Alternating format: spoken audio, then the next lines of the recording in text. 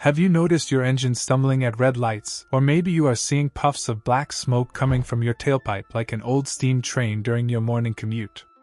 This could be the P0103 code, which means your mass airflow sensor circuit is sending a high voltage signal that the computer just does not trust. This code applies to almost every vehicle on the road today, from a rugged Chevy truck to a sleek Infiniti sedan, because they all rely on this sensor to breathe correctly.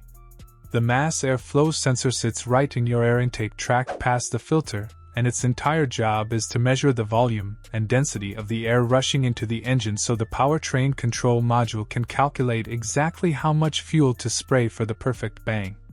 When this sensor sends a signal that stays high or out of the normal range, the computer gets confused and starts guessing on the fuel mixture, which leads to a rough running engine, or even stalling right after you start it up.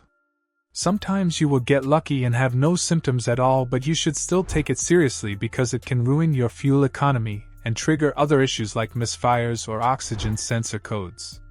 The most likely cause is often just a dirty or contaminated sensor, especially if you use one of those reusable oiled air filters, because that oil can blow off the filter and coat the delicate wires or film inside the sensor.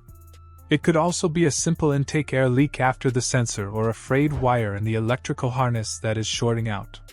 You can try to fix this yourself by visually inspecting the wiring and checking for any loose plastic boots in your intake system that might be letting unmeasured air inside. A very effective DIY step is to buy a can of specialized mass airflow sensor cleaner and carefully spray down the sensor wires to remove any dust or oil buildup. If you have to buy a new one, always go with an original equipment manufacturer part, because aftermarket sensors often have different calibration and might keep the light on. If cleaning it and checking for leaks does not work, or if you see melted wires near the engine, it is time to visit a shop where they can use a skin tool to look at the real-time data and see if your barometric pressure readings are also out of whack.